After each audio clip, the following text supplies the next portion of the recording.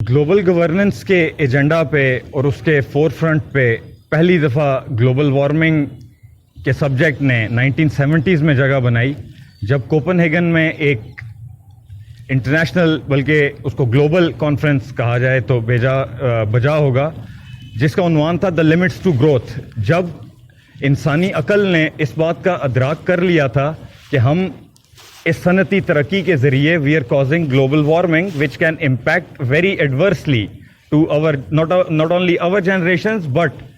to almost all the living species on earth, and it will eventually damage the whole planet earth। और वहाँ से शुरू होने वाली वो डिबेट आज 2022 के अंदर वी डोंट हैव टाइम के नाम से आज भी ट्विटर के टॉप ट्रेंड्स पर मौजूद है, और आज भी हम इसी बात के अदराक को लिए बैठे हैं कि ये global warming, temperature increase, glacial meltdown, ज़मीनी कटाई, बेवक्त की बारिशें, random monsoon cycles, cyclones, flash floods, cloud burst और इस तरह की कई छोटी लो, मीडियम या हाई इंटेंसिटी की कुदरती आफात, जिनमें बिलाशुबा किसी न किसी तरह से इंसानी हाथ और इंसानी हाथ या अकल की या तो फहम फरासत का कसूर है या ऑनेस्टी और गुडविल का। बट वो इंस्टीट्यूशनल परफॉर्मेंस की तरफ से देखा जाए, वो लैंड एलोकेशंस या लैंड सेटलमेंट प्लान्स की शक्ल में देखा जाए तो इंस्टीट्यूशंस और गवर्नेंस फेल कर रही है, और उसके जो अपर एक्सट्रीम है वहां पे देखा जाए तो ये जो रैंडम साइकिल्स ऑफ रेन्स हैं, ये जो टॉरेंट्स हैं, ये जो मुख्तलिफ इलाकों में आने वाली मुख्तलिफ मुसीबतें हैं, जैसे कि हाल ही में आने वाला ये तूफान जो वादी नीलम आज़ाद कश्मीर से जिसका नुक्ता आगाज हुआ, वो एवलांच था, वो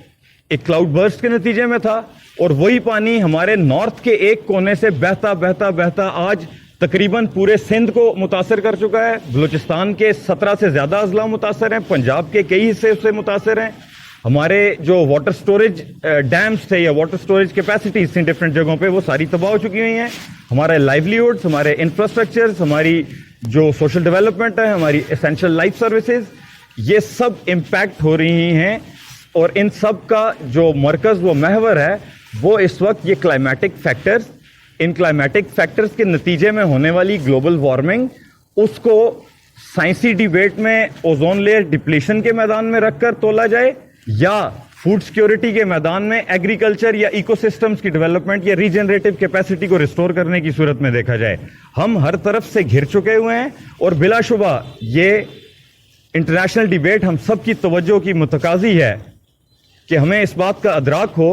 that we don't have time now. We don't have time. We need to act. We need to act. We need to react. We need to be prepared, and we need to be responsive. Our governments, our institutions, our ecosystems, they all need to be sensitized